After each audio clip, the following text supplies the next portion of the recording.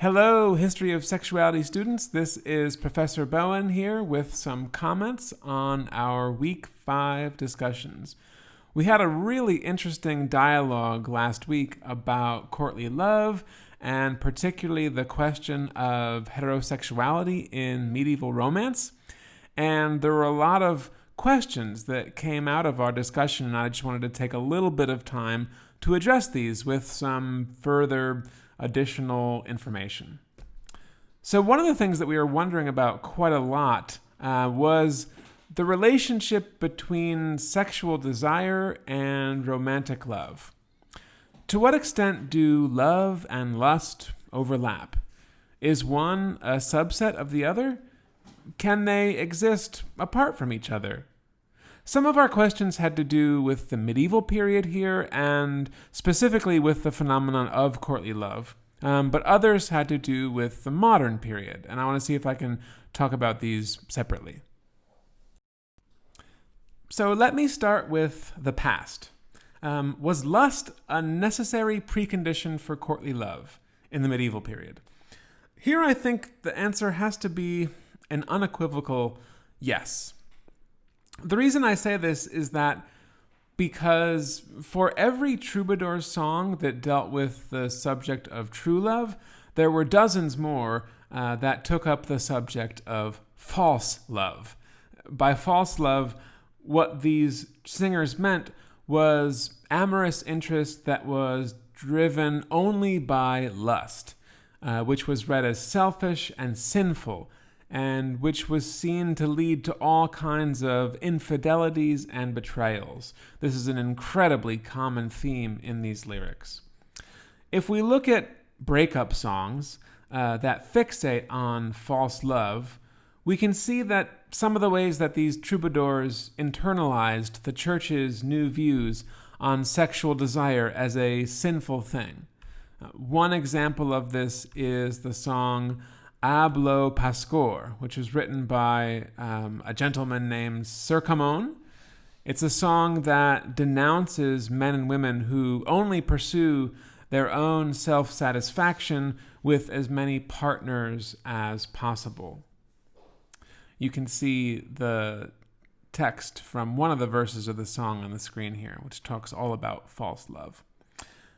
For me, what these songs suggest is that lust was a prerequisite for true love. What sparked both false love and true love was physical attraction.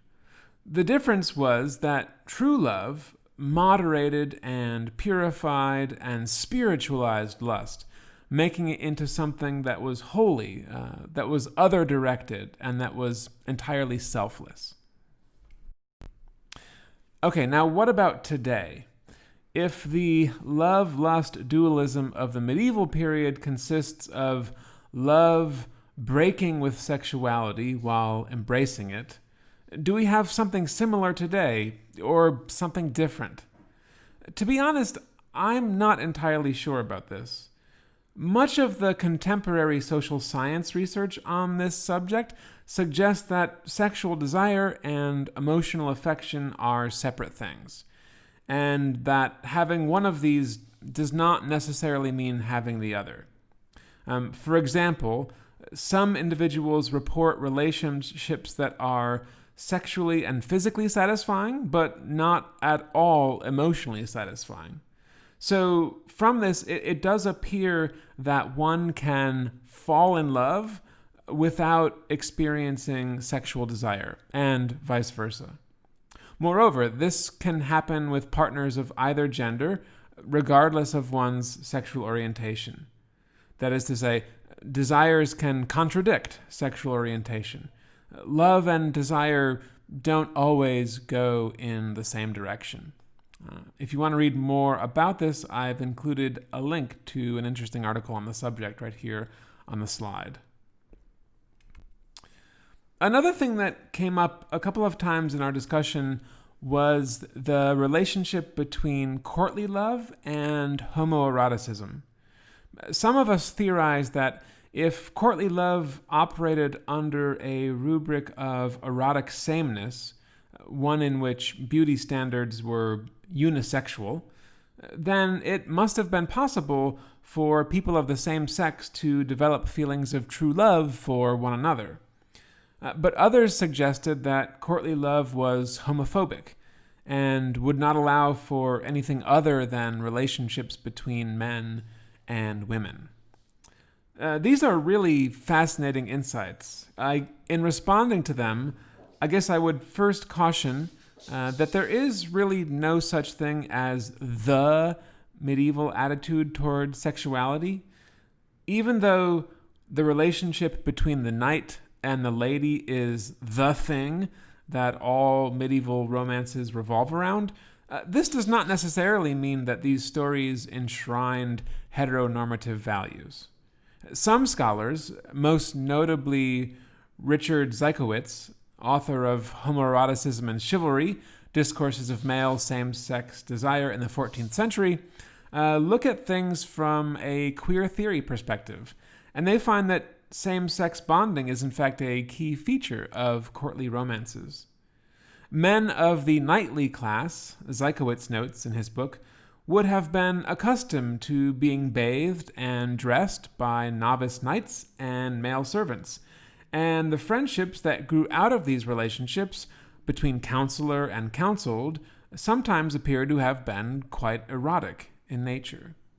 At the very least, Zykowitz's book serves as a useful reminder that our modern categories do not map onto those of the 14th century very well. In many of these romances, he concludes, quote, the fact that heterosexual desire is somehow infused with homoeroticism alerts us to the limited usefulness of modern categories of desire. So these were all great questions. I just wanted to respond briefly to them. Keep them coming as we continue our exploration through the history of sexuality. I'm really, really excited to see all the different things that you come up with.